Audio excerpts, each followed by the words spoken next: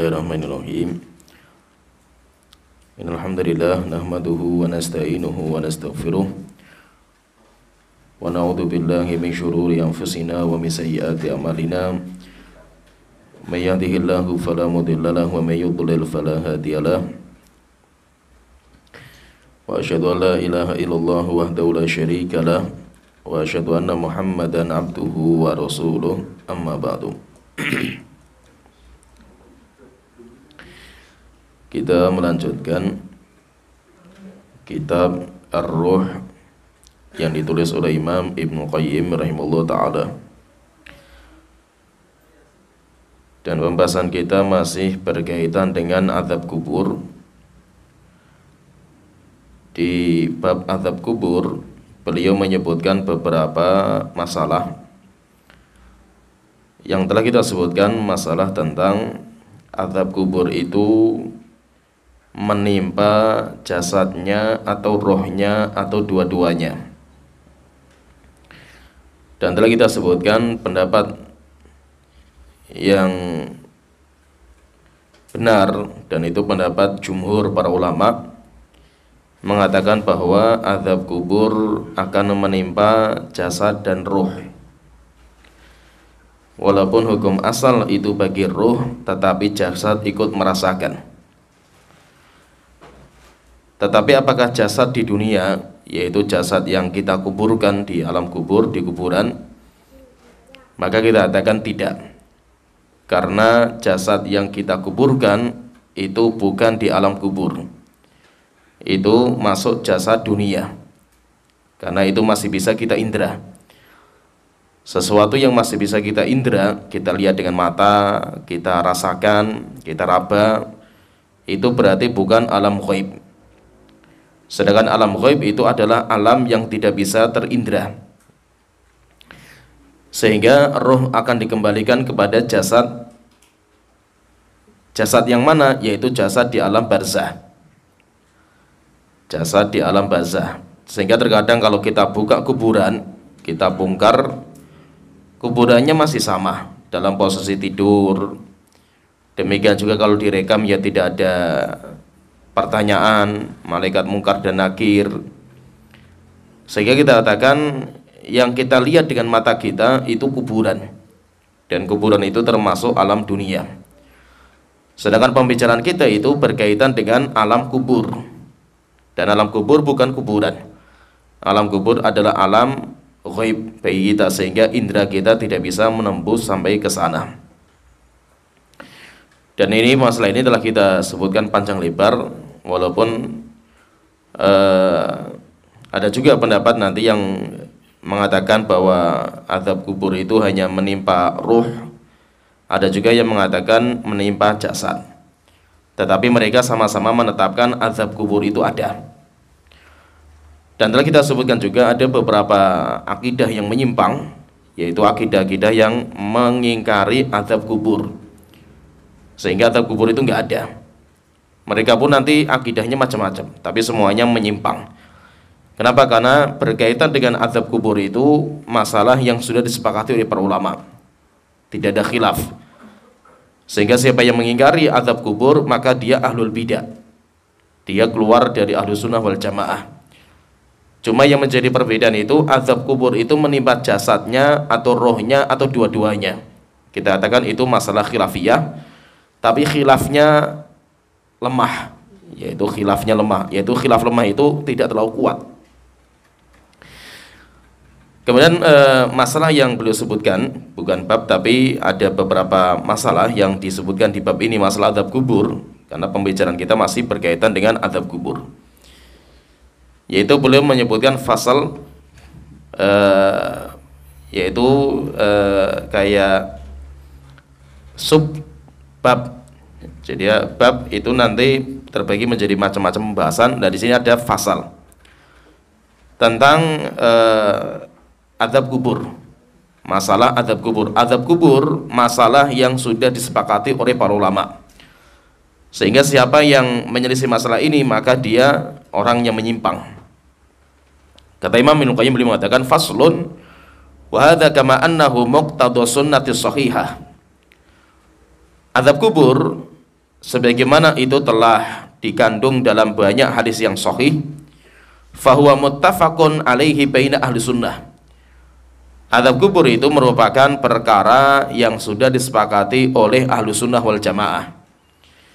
Masalah yang sepakati oleh para ulama itu nanti dinamakan dengan masalatul usul, dinamakan dengan usul akidah. Sedangkan masalah yang dikhilafkan oleh para ulama dinamakan dengan furu. Furu itu cabang. Jadi ada usul, ada furu. Nanti kalau dalilnya, dilihat dari dalilnya, kalau usul itu dalilnya qat'iyah, dalilnya pasti. Kalau hadis ya berarti sampai tingkatan mutawatir. Itu namanya hadis atau dalil yang berkaitan dengan masalah usul. Kalau masalah furu itu biasanya dalilnya dhoniyah. Dhoniyah itu yang masih membutuhkan perincian atau penafsiran. Jadi intinya di dalam masalah azab kubur, ini pahami ya, azab kubur itu ada satu masalah yang itu sepakat para ulama, nggak ada khilaf. Kemudian kedua, ada masalah yang itu khilafiyah. Itu khilafiyah dan telah kita sebutkan khilafnya. Jadi ada dua masalah yang berbeda dalam masalah azab kubur itu. Ada masalah. Yang pertama, penetapan adanya azab kubur. Azab kubur itu ada. Sebagaimana juga ada nikmat kubur. Kuburan itu entah nikmat atau azab. Jadi ada namanya nikmat kubur, ada namanya azab kubur. Ini sepakat, nggak ada khilaf di antara ulama Ahlussunnah. Sehingga siapa yang mengingkari azab kubur, misalkan orang mengatakan azab kubur itu nggak ada, maka dia bukan Ahlussunnah, dia ahlul bidah. Kenapa? Karena masalah ini sudah disepakati oleh para ulama. Kemudian masalah yang kedua, azab kubur itu menimpa apa? Menimpa jasadnya atau rohnya, atau jasad dan rohnya. Kita katakan jumhur dan banyak sekali dalil yang menyebutkan bahwa azab kubur itu menimpa jasad dan roh. Tapi ada ulama yang berpendapat azab kubur itu cuma rohnya saja. Dan itu yang berpendapat ulama Ahlussunnah. Ada juga ulama yang mengatakan azab kubur itu hanya jasadnya saja. Itu juga pendapat Ahlussunnah. Tapi mereka sama-sama menetapkan ada azab kubur. Cuma yang menjadi khilaf itu azab kubur ini menimpa jasad atau roh atau dua-duanya. Kita katakan itu masalah khilafiyah. Sehingga berkaitan dengan azab kubur itu, kata beliau, kata Imam Qayyim, itu perkara yang sudah disepakati sama Ahlussunnah wal Jamaah. Qala al-Marudhi, berkata Imam al-Marudhi. Qala Abu Abdillah, berkata Imam Ahmad bin Hanbal, azabul qabri haqqun, azab kubur benar dan ada. La yunkiruhu illa dhalun mudillun. Kata Imam Ahmad, tidak ada yang mengingkari azab kubur kecuali orang sesat dan menyesatkan. Berarti orang itu sudah dicap sebagai orang yang sesat. Dia keluar dari Ahlussunnah wal Jamaah. Wa qala Hanbal, dan Hanbal mengatakan, Hanbal ini muridnya Imam Ahmad. Qultu li Abi Abdillah, saya pernah bertanya kepada Abu Abdillah. Abu Abdillah itu maksudnya Imam Ahmad. Fi adzabil qabri, tentang azab kubur. Faqala, maka beliau mengatakan, kata Imam Ahmad, hadhihi ahaditsu sihahun nu'minu biha. Hadis-hadis yang berkaitan dengan azab kubur itu adalah hadis-hadis yang sahih, sehingga kami beriman dengan hadis ini. Wa nuqirru biha, dan kami menetapkan. Kullu ma jaa'a ani Nabi sallallahu alaihi wasallam isnaduhu jayyidun aqrarna bihi. Semua hadis yang datang dari Rasulullah dan hadis itu sahih, maka kami tetapkan. Idza lam nuqirra bima jaa'a bihi Rasul wa dafa'nahu wa radadnahu radadna 'alallahi amrahu. Siapa yang mengingkari hadis sahih, siapa yang menolak dan mengingkari hadis sahih, berarti dia itu sama dengan menolak dan mengingkari Allah Ta'ala. Kenapa? Karena Allah Ta'ala sudah berfirman dalam surat Al-Hasyr ayat ke-7, wa ma atakumur rasulu fakhudhuh. Apa yang didatangkan oleh Rasul, ambillah. Qultu lahu, maka saya tanya lagi sama Imam Ahmad, wa adzabul qabri haqqun, berarti azab kubur itu benar ada. Qala haqqun, maka Imam Ahmad mengatakan ada. Yu'adzabuna fil qubur, orang itu nanti akan diazab di dalam kuburan. Jadi intinya di sini banyak sekali penukilan ulama-ulama Ahlussunnah wal Jamaah yang semuanya menetapkan bahwa azab kubur itu termasuk poin penting dalam akidah Ahlussunnah wal Jamaah. Siapa yang mengingkari azab kubur, maka dia sesat, dia menyimpang, dan dia nanti dimasukkan dalam kelompok ahlul bidah. Seperti misalkan pendapat orang-orang Mu'tazilah, demikian juga pendapat orang-orang Jahmiyah, dan yang lainnya banyak. Nanti Al-Imam Ibnu Qayyim menyebutkan banyak sekali pendapat ulama-ulama ya, kelompok-kelompok yang menyimpang berkaitan dengan azab kubur. Nanti mereka pendapatnya macam-macam, tapi mereka sama menetapkan bahwa azab kubur itu nggak ada, sama, sehingga mereka nanti dijuluki sebagai ahlul bidah. Kemudian setelah itu ada poin berikutnya. Jadi masalah azab kubur kita fahami di sini, pembahasan ringkas. Saya ringkaskan karena panjang sebenarnya, tetapi saya ringkaskan bahwa azab kubur termasuk perkara yang sudah disepakati sama ulama ahlu sunnah wal jamaah, sehingga siapa yang mengingkari azab kubur maka dia ahlul bidah. Cuma siapa yang mengatakan azab kubur itu hanya roh saja, karena rohnya itu yang masuk dalam kubur kan cuma rohnya, jasadnya masih di dunia, maka kita katakan dia tidak ahlul bidah. Siapa yang mengatakan azab kubur hanya menimpa roh, maka dia tidak bisa dikatakan sebagai ahlul bidah, karena ada ulama-ulama ahlus sunnah yang berpendapat seperti itu. Sehingga maksudnya itu kita sebagai penuntut ilmu itu kita harus bisa membedakan mana perkara-perkara yang disepakati oleh para ulama dan mana perkara-perkara yang dikhilafkan.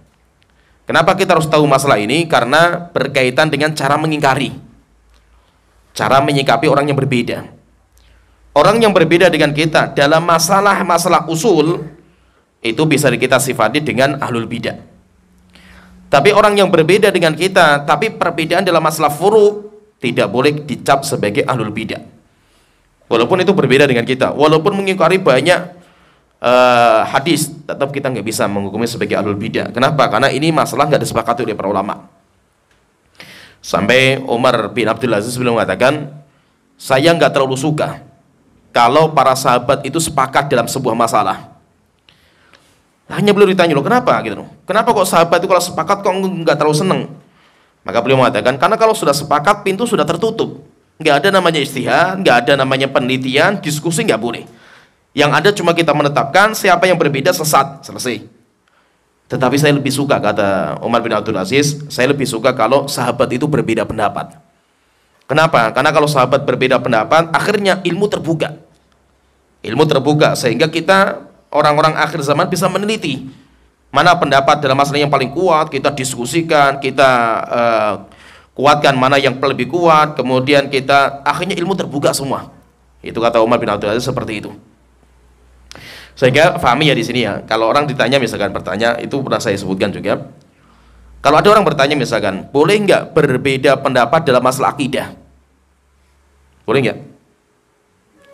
Antum beda akidahnya sama saya, berarti antum halus sesat, antum bukan halus sunnah, itu boleh nggak? Ada orang beda akidahnya sama kita, sesat nggak orang itu? Sesat? Masya Allah, ngeri ya. Ngeri. Maka kita katakan, ya paham ya. Ada orang misalkan mengatakan, oh dia beda akidahnya dengan kita itu. Maka kita katakan akidah yang mana? Akidah yang mana? Akidah itu ada dua, ada yang usul, ada juga yang furu. Tidak semua akidah itu usul, tidak semua akidah itu para ulama sepakat gitu.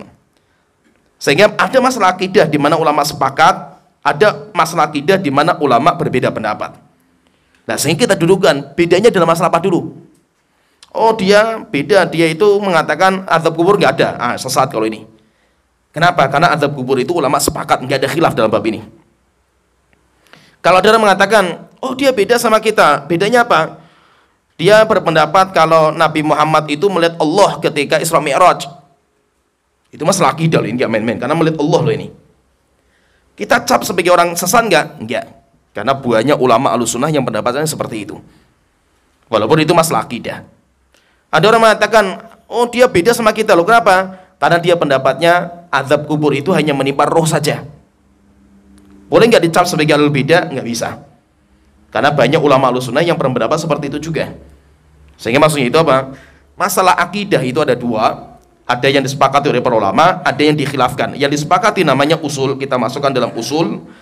Sedangkan yang dikhilafkan dinamakan dengan furu. Demikian juga kalau ada yang mengatakan orang berbeda dalam masalah fikih itu boleh, itu nggak tepat juga. Masalah fikih itu juga ada dua, ada yang disepakati oleh para ulama, ada yang nggak disepakati. Walaupun masalah fikih loh itu.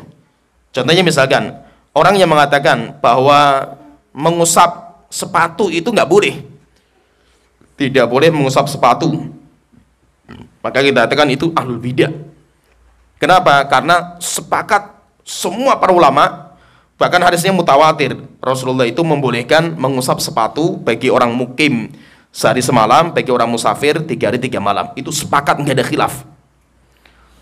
Sehingga ulama menjuluki ahlul bidah siapa yang tidak menetapkan ini. Padahal itu masalah fikih. Itu masalah fikih. Maka itu jadi ada masalah yang ulama sepakat, ada juga masalah yang ulama itu berbeda pendapat. Baik itu masalah akidah, demikian juga masalah fikih, itu pun kita yaitu masih boleh berbeda nggak? Kita lihat dulu ulama salaf berbeda pendapat nggak dalam masalah ini.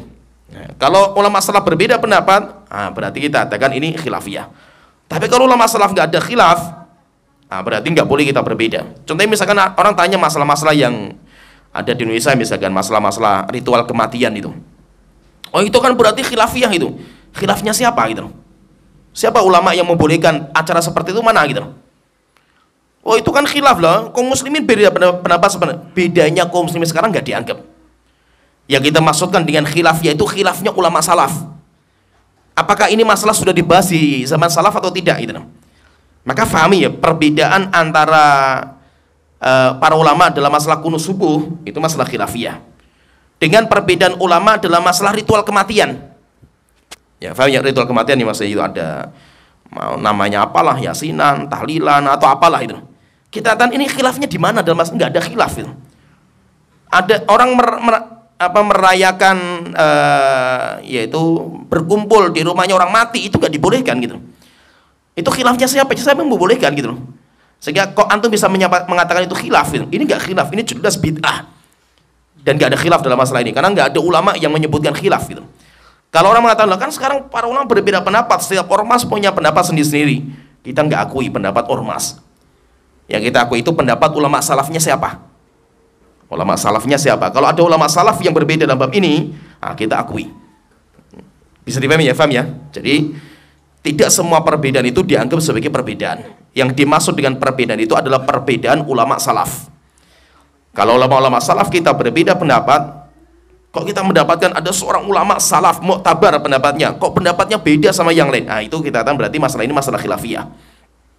Jadi kita harus pahami seperti itu karena penting kita itu bisa membedakan ini masalah yang disepakati, ini masalah yang dikhilafkan. Tujuannya untuk apa? Kita itu kelompokkan seperti ini. Tujuannya dalam menyikapi orang yang berbeda. Maka hati-hati loh, fahami. Ya, saya ingatkan fahami. Antum kalau menghukumi orang dengan sesat, oh si fulan itu sesat akidahnya itu. Nah, kenapa sesat itu? Karena beda sama kita. Julukan sesat itu sudah keluar lagi. Julukan sesat itu sudah keluar. Cap sebagai orang sesat ini sudah keluar.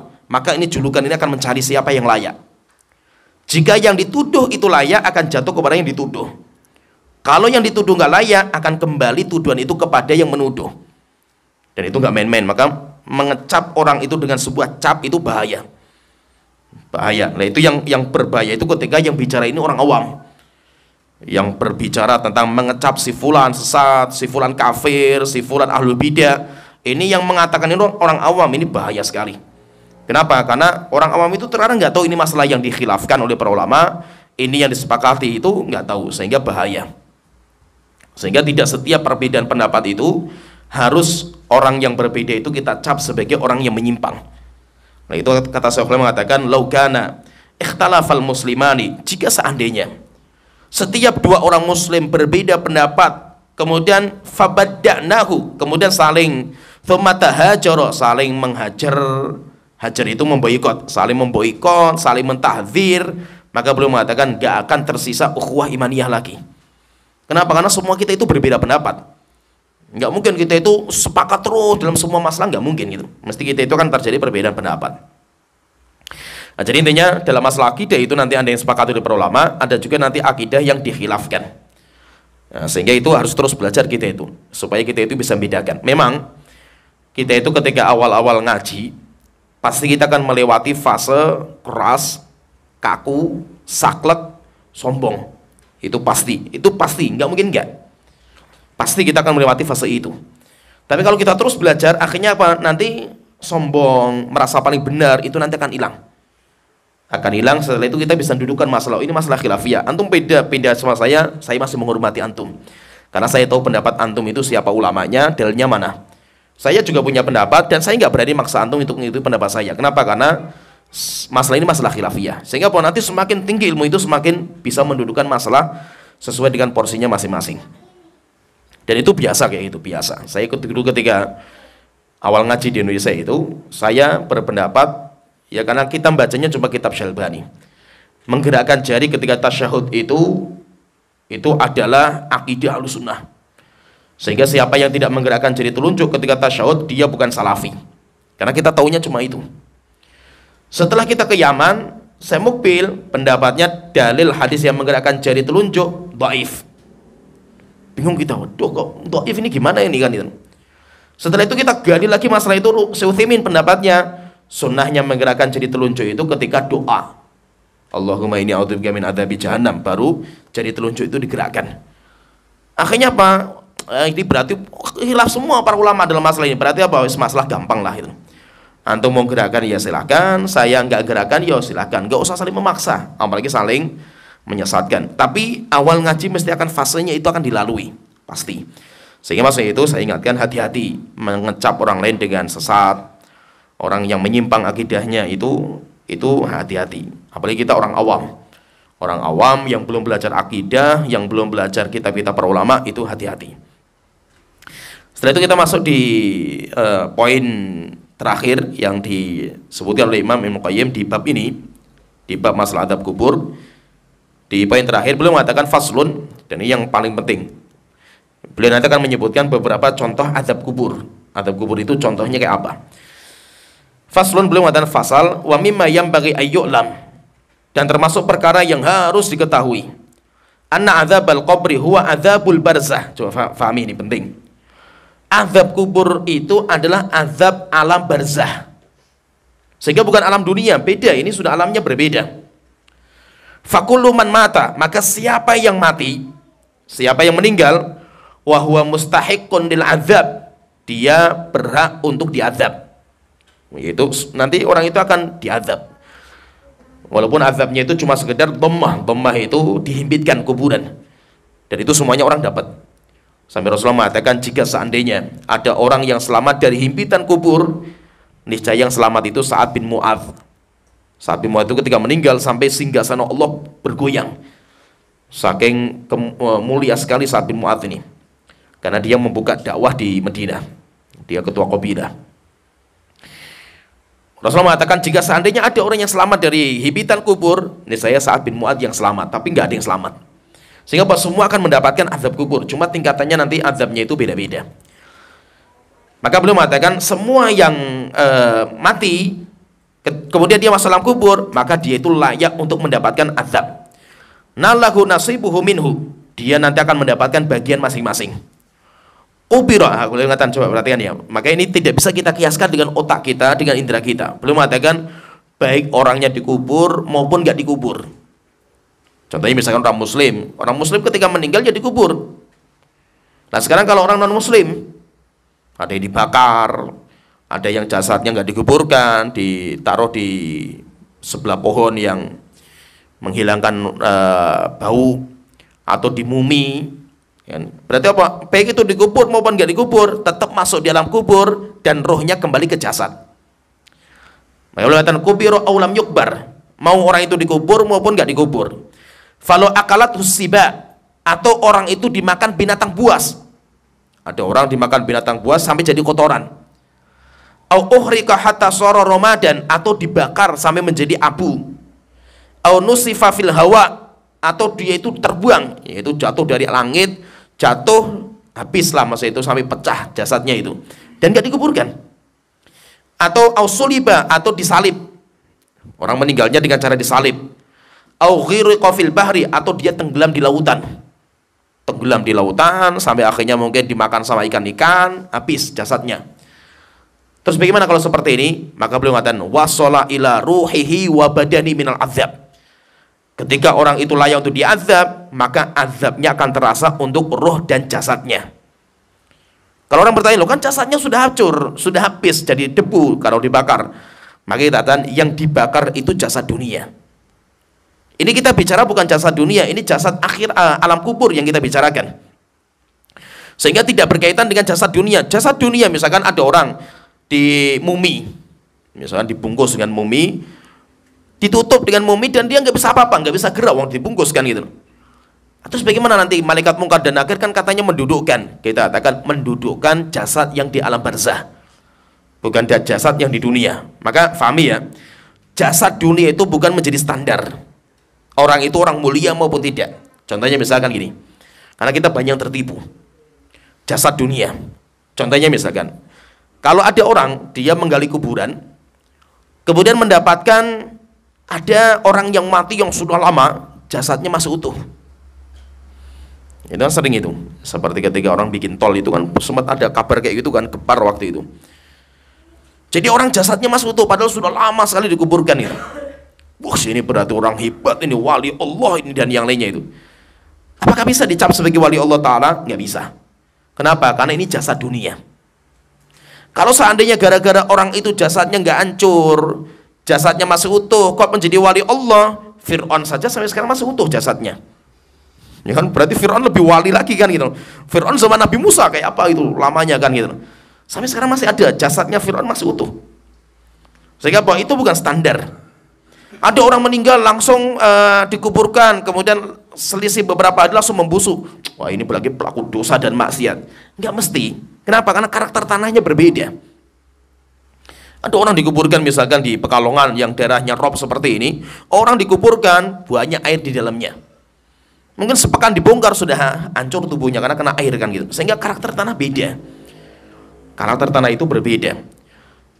Orang dikuburkan, tapi dikuburkan di tempat yang itu banyak garam. Yaitu banyak garam, yaitu kandungan garam, karena kandungan garam itu akan membuat awet.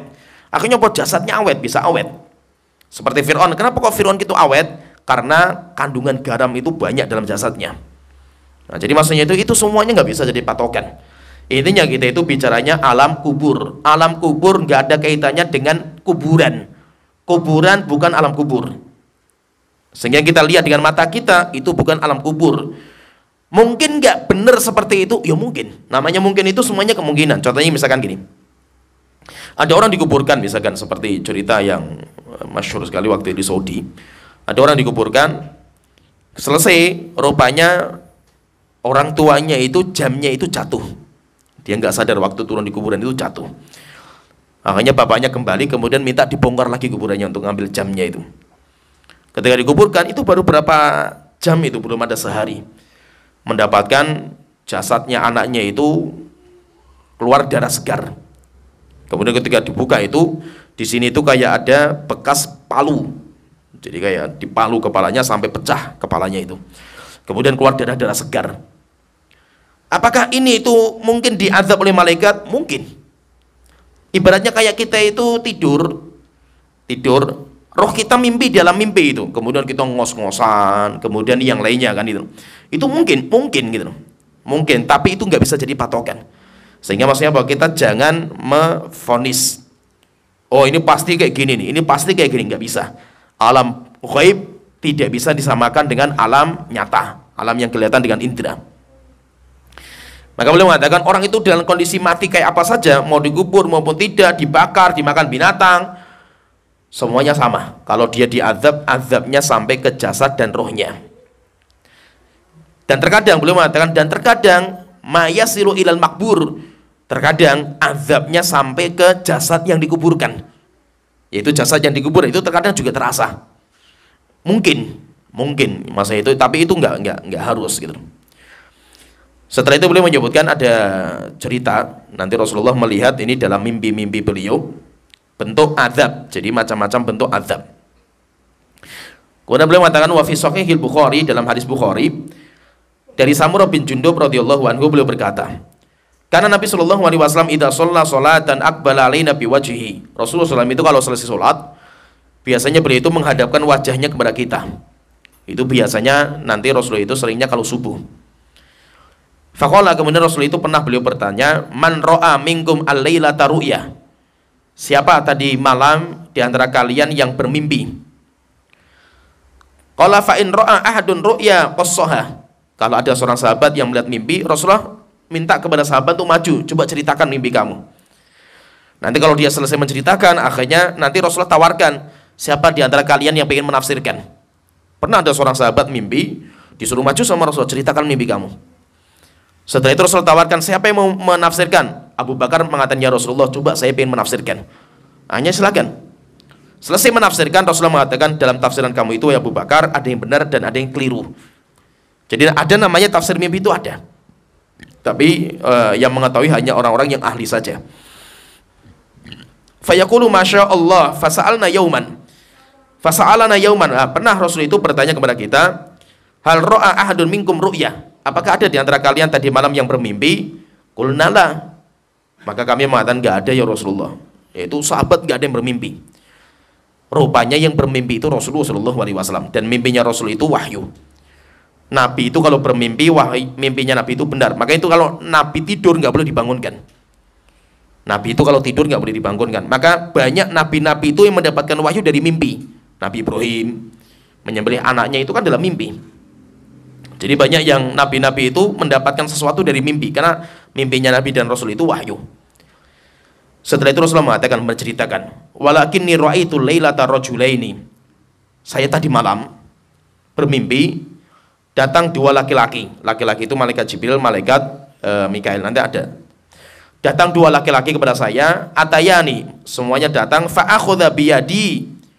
Dua orang ini ngambil tangan saya, yaitu yang satu di kanan, yang satu di kiri. Fa'akhrajani ilal ardil muqaddasah. Kemudian mereka itu, dua orang ini membawa saya sampai ke tempat yang suci, yaitu sampai di Syam, sampai ke Baitul Maqdis, ke Baitul Maqdis. Fa idza rajulun jalisun. Ketika sampai di sana, saya melihat ada orang yang duduk. Ada orang yang duduk di masjid, yaitu duduk di situ di tempat yang suci itu. Wa rajulun qaimun, dan ada juga yang berdiri. Ada orang yang berdiri sebelahnya. Biyadihi kalubun min hadid. Orang yang berdiri itu dia itu membawa kalub, membawa jangkar besi. Yudkhiluhu fi syikkihi hatta yablughu qafahu. Yaitu ada orang yang duduk, setelah itu ada orang berdiri, dia berdiri membawa jangkar besi. Kemudian jangkar besinya itu ditusukkan di muka sampai tembus muka. Setelah itu ketika sudah tembus ke kulitnya, setelah itu kulitnya disobek dengan jangkar besi itu sampai terkelupas sampai ke belakang. Yaitu ibaratnya kayak kita itu lihat orang kalau mengelupas kelapa, kulit kelapa itu, jadi dikelupas. Tsumma yaf'alu bisyidqihil akhar mithlal dzalika. Setelah itu yang kiri juga dikelupas sampai ke belakang. Ketika kiri itu sudah kelupas sampai ke belakang, fayaudu, yang kanan kembali lagi. Setelah itu yang kanan kelupas lagi, nanti kiri balik lagi, terus seperti itu. Qultu, saya bertanya, mahadza, siapa mereka ya wahai dua orang yang bawa saya ini? Qala intalik, wahai Muhammad pergi, ayo pergi lagi, lanjutkan perjalanan. Fantolakna hatta ataina ala rajulin muttaji'in ala qafah. Kemudian kami berjalan lagi, kemudian saya mendapatkan ada orang yang tidurnya itu tengkurap. Tengkurap itu berarti kepalanya di bawah, menghadap ke bawah. Wa rajulun qa'imun ala ra'sihi bi sukhratin. Kemudian ada orang datang bawa batu yang besar. Fayashdaqu biha ra'sahu. Orang bawa batu yang besar datang ke orang yang tidur tengkurap itu. Setelah itu batu yang besar itu dipukulkan di kepala orang yang tidur sampai akhirnya kepalanya remuk, dan saking buanternya dibanting batunya itu, fa idza darabahu tadahdahul hajaru, saking kerasnya dibanting batu sampai batunya itu terpental jauh sekali. Akhirnya orang itu ngambil batu, dikejar batunya, setelah itu diambil, datang lagi ke orang itu kepalanya sudah pulih, kemudian dipecah lagi kepalanya. Setelah itu Rasulullah bertanya, mahadza, apa ini? Gitu. Maka kedua orang tadi mengatakan, "Intolik, ayo wahai Muhammad pergi lagi. Jangan berhenti, lanjut." Fantolakna ila naqabin mithla tanur. Kemudian kami berjalan, kemudian kami itu melihat kayak tanur. Tanur itu kayak gentong. Ibaratnya kita itu kayak gentong. Gentong itu besar, tapi di dalamnya itu, di atasnya itu ada untuk masuknya itu kecil. Jadi lubangnya itu kecil. Yaitu gambarnya kayak itu. A'lahu dhayyikun, yang atas sempit, wa asfaluhu wasi', yang bawahnya besar. Yuqadu tahtahu narun, di bawahnya dibakar. Jadi ada kayak gentong, kemudian dibakar bawahnya itu.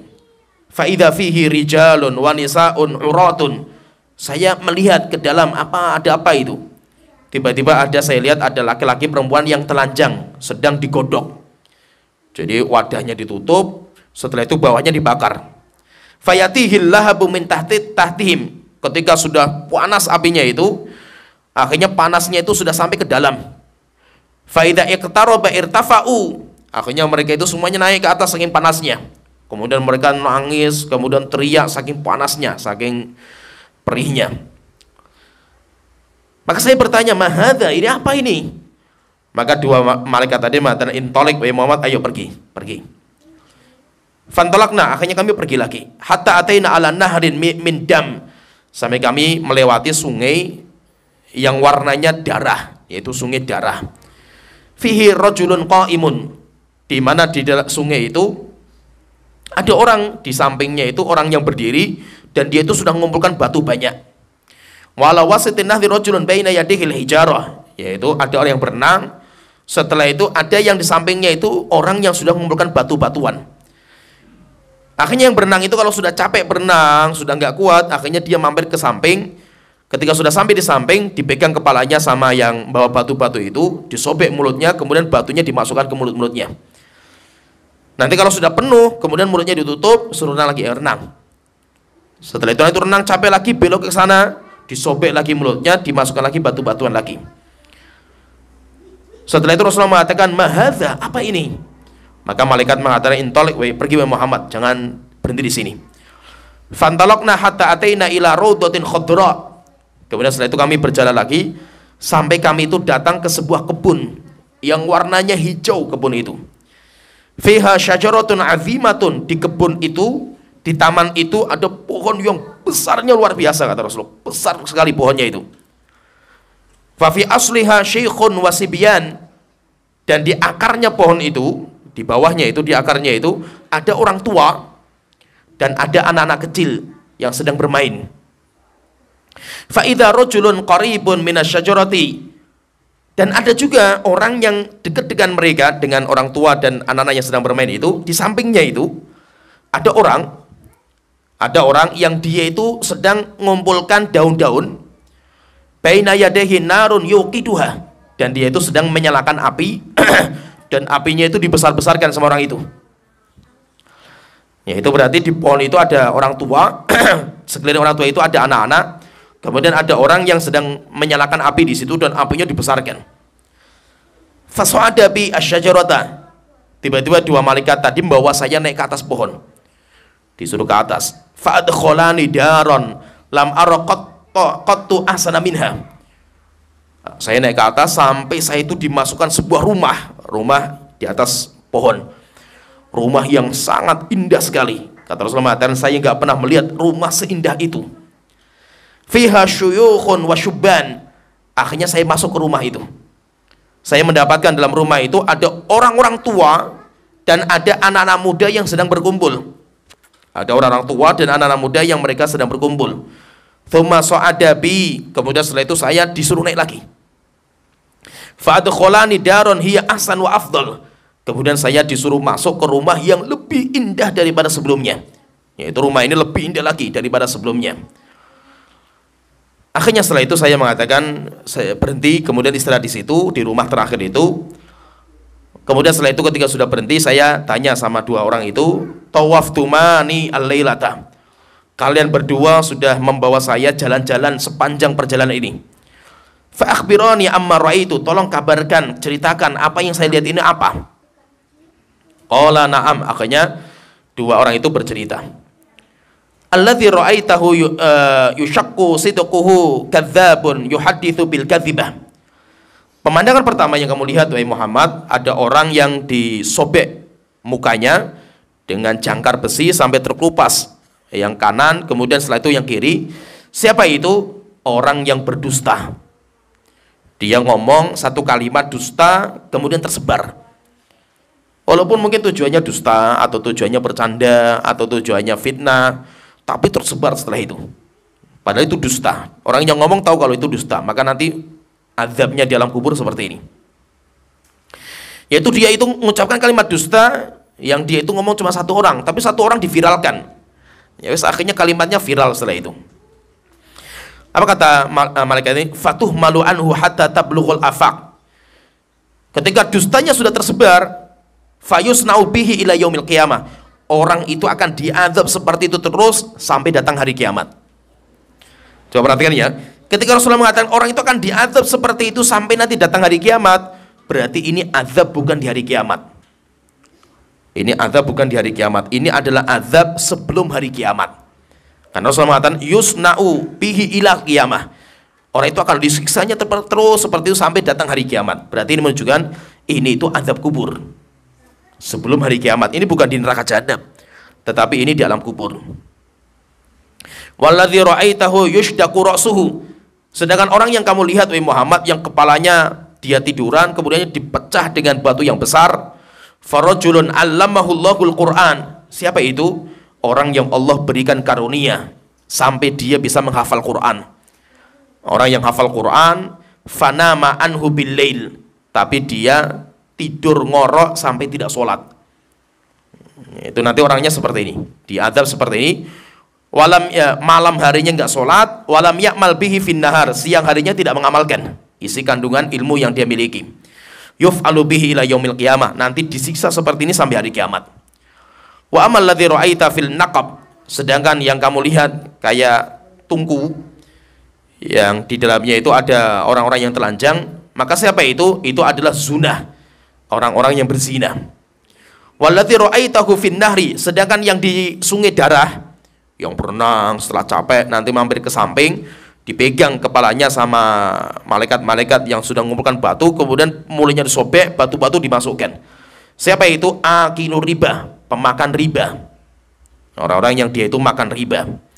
Wa amma syekhul ladzi fi asli syajarati, sedangkan kan pohon, ada pohon besar, kemudian setelah itu ada orang tua.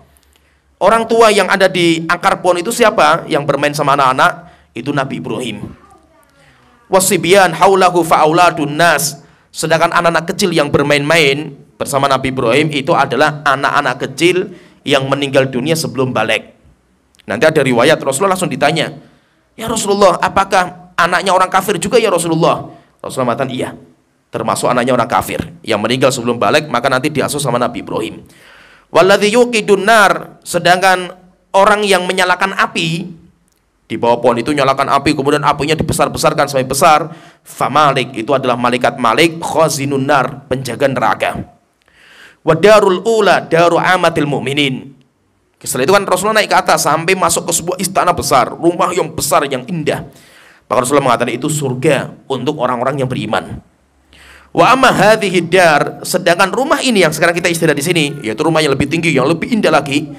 Maka malaikat mengatakan ini adalah rumah atau tempat tinggalnya para syuhada. Ini adalah tempat atau rumahnya para syuhada. Setelah itu dia mengatakan fa ana Jibril. Baik Muhammad, saya Jibril. Wa hadza Mikail, sedangkan ini yang kedua namanya Mikail. Yaitu malaikat Jibril dan Mikail rupanya. Rasulullah pun nggak tahu awal-awalnya itu. Farfa' ra'saka. Baik Muhammad, coba kamu lihat, angkat kepalamu ke atas, lihat ke atas. Farafa'tu ra'si, akhirnya saya melihat ke atas. Saya melihat ke atas, fa idza qasrun mithlu sahabah. Sahabah, saya melihat sebuah istana yang luar biasa indahnya itu, melebihi sebelumnya itu. Indahnya itu kayak awan, yaitu indah lah, nggak bisa dibayangkan itu. Rasulullah ketika melihat rumah yang indah itu, maka kedua malaikat mengatakan, dzaka manziruka. Muhammad, itu yang kamu lihat itu adalah rumah kamu. Qultu, kemudian saya bertanya kepada dua malaikat ini, da'ani adkhulu manzili, Kalau seperti itu tolong izinkan saya untuk masuk ke rumah saya. Maka kedua malaikat mengatakan, innahu baqiyalaka umrun. Wahai Muhammad, enggak boleh. Kamu belum boleh masuk dalam rumah kamu. Kenapa? Karena kamu masih punya umur lam tastakmilhu, di mana kamu belum menyempurnakan. Yaitu apa? Kamu masih di dunia, enggak boleh. Kamu selesaikan dulu kehidupan dunia, setelah itu baru kamu boleh memasuki rumah kamu. Lawis takmal tahu ataita manzilaka. Kalau kamu nanti sudah menyelesaikan umur kamu di dunia, kamu nanti baru boleh masuk ke rumah kamu. Ini hadis sahih dikeluarkan oleh Imam Bukhari. Kata Imam Ibnu Qayyim setelah itu beliau mengatakan, wa hadza nassun fi adzabil barzah. Hadis ini jelas sekali sebagai dalil tentang adanya azab kubur. Azab kubur. Fa inna ru'yal anbiya wahyun. Kenapa? Karena mimpinya para nabi itu wahyu. Mutabiqun lima fi nafsil amri, dan itu pasti sesuai dengan kenyataan. Ini tadi kita sudah melihat banyak sekali kejadian. Ada juga riwayat yang lain dikeluarkan oleh Imam Tahawi dari Abdullah bin Mas'ud, dan hadis ini disahihkan oleh Syalbani dalam kitab Silsilah Shahihah. Dari Abdullah bin Mas'ud radhiyallahu anhu, beliau bercerita, Rasulullah sallallahu alaihi wasallam beliau bersabda, umira bi abdin min ibadillah. Ada seorang hamba ketika dikuburkan, Allah memerintahkan kepada malaikat untuk memukul kepalanya, ayyudraba fi qabrihi mi'ata jaldatin. Dipukul 100 kali pukulan. Falam yazal yas'alullah, tapi hamba itu terus minta sama Allah Ta'ala keringanan, terus berdoa sama Allah Ta'ala terus, hatta sarat wahidatan, sampai akhirnya dari 100 hukuman dia diringankan menjadi 1 pukulan. Fantala aqabrahu alaihi naron, dengan 1 pukulan dia dipukul sama malaikat, memercikan api sampai kuburannya semua kebakar dengan api itu. Yaitu 1 pukulan saja itu sampai memunculkan api di dalam kuburannya. Falamma irtafa anhu afaqah, sampai orang itu pingsan ketika dipukul saking kerasnya pukulan. Setelah itu ketika sudah selesai, orang itu sadar. Kemudian setelah itu dia itu ketika sadar, kemudian dia tanya sama malaikat yang memukul, alama jallatumuni, kenapa kalian itu memukul saya? Dosa saya itu apa? Lalu maka malaikat mengatakan, disebutkan nanti dosanya itu ada 2. Kesalahan dia itu ada 2. Innaka sholaita sholatan bi ghairi tahurin, karena kamu sholat dan kamu tidak wudhu dengan cara yang benar. Sholat, ya sholat, orang mukmin sholat, cuma wudhunya nggak benar. Wudhunya nggak benar. Biasanya itu sholat yang wudhunya salah itu wudhu yang nggak benar itu biasanya di tungkak kaki. Itu seringnya di situ. Maka itu Rasulullah pernah mengatakan kepada para sahabat yang dia itu wudhunya itu tungkaknya nggak kena air. Tungkak, paham ya tungkak ya? Tungkak itu yang belakang itu nih. Jadi itu atasnya tungkak, yang biasanya jarang kena air. Kalau nggak dipakai kaki, kalau nggak pakai tangan digosok biasanya nggak kena air. Tapi kalau cuma disiram tok itu seringnya nggak kena. Rasulullah mengatakan waidun lil aqabi minan nar, celaka bagi aqab, yaitu itu tungkak-tungkak yang nggak kena air sehingga nanti akan dibakar di api neraka jahanam. Jadi yang pertama, kenapa orang itu diazab? Innaka sholaita sholatan bi ghairi tahurin, karena kamu sholat tanpa bersuci. Maksudnya bersuci itu apa? Dia tetap berwudu, cuma wudunya nggak sah. Yang kedua, wa mararta ala madzlumin falam tansurhu, kamu melewati orang yang dizolimi dan kamu tidak mau menolongnya. Akhirnya orang itu diazab di dalam kuburannya. Kemudian setelah itu beliau menyebutkan ada riwayat banyak, tapi saya pilihkan karena ada yang beberapa riwayat yang lemah. Saya pilihkan yang riwayat yang kuat saja. Ada juga riwayat yang dikeluarkan oleh Imam Abu Dawud, dan hadis ini disahihkan oleh Syalbani. Dari hadis Anas bin Malik radhiyallahu anhu, beliau berkata, qala Rasulullah sallallahu alaihi wasallam, Rasulullah SAW beliau bersabda, ini cerita ketika Isra Mi'raj kali ini.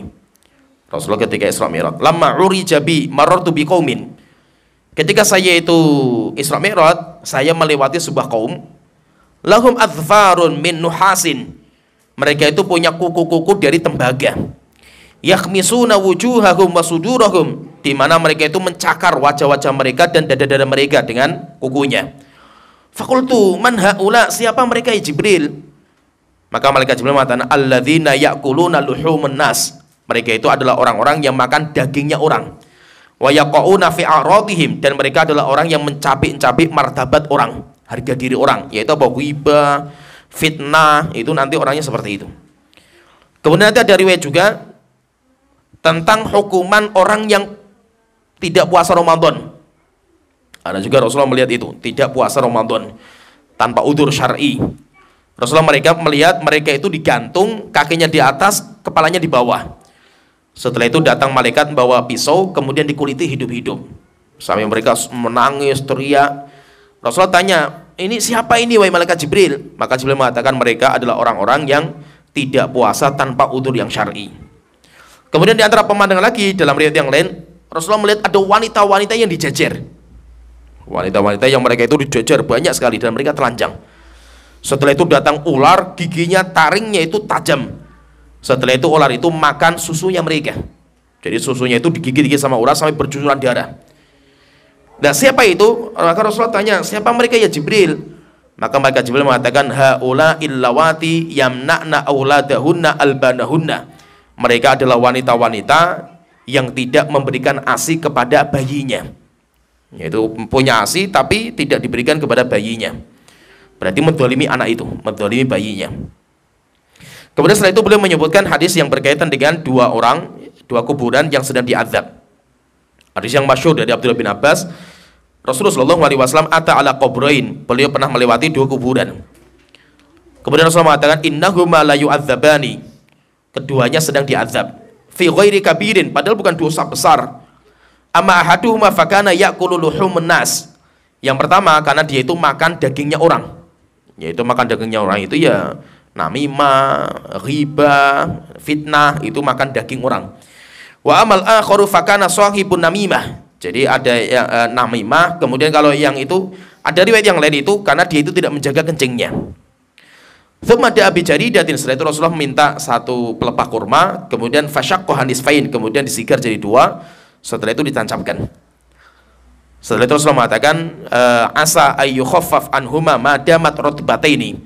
Semoga azab mereka diringankan selama pelepah kurma ini masih basah. Setelah itu kata Imam Al-Qayyim beliau mengatakan, waqad ikhtalafan nas fi hadaini. Para ulama berbeda pendapat tentang dua orang ini, mereka itu kafir atau enggak? Atau mereka itu mukmin? Hal kana kafiraini aw mu'minaini? Apakah mereka itu kafir atau mukmin? Qila, ada ulama yang mengatakan kana kafiraini, dua orang itu kafir. Setelah itu nanti mereka menyebutkan hujahnya apa saja yang mereka sebutkan. Setelah itu yang kedua, pendapat yang kedua, kana muslimaini, mereka semuanya itu dua orang muslim, cuma mereka itu punya dosa yang dianggap remeh lah oleh orang-orang seperti itu. Maka mereka itu diazab. Menunjukkan apa? Menunjukkan berarti azab kubur itu ada.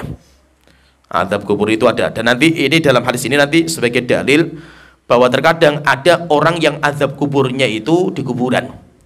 Ada orang itu yang azab kuburnya itu di kuburan, tapi nanti alam kubur itu beda-beda. Jadi alam kubur itu di mana? Nanti insya Allah ada bab sendiri. Alam kubur itu di mana? Ada sebagian ulama yang mengatakan alam kubur itu ada yang di kuburan. Ada yang di kuburan, tapi nggak semuanya di kuburan, tapi ada yang di kuburan. Intinya di sini nanti banyak sekali ada riwayat-riwayat yang lain. Intinya bahwa azab kubur itu ada. Azab kubur itu ada, dan Rasulullah pernah melihat bagaimana azab kubur, sehingga berarti kuburan itu cuma satu dari dua kemungkinan. Kuburan itu cuma satu dari dua kemungkinan. Yang pertama, raudhatun min riyadil jinan. Kuburan itu adalah taman dari taman-taman surga. Atau yang kedua, hufratun min hufran niran. Kuburan itu bisa menjadi jurang dari jurang-jurang api neraka jahanam. Sehingga kuburan itu cuma satu dari dua pilihan. Entah itu menjadi kenikmatan bagi orangnya, atau kuburan itu menjadi azab.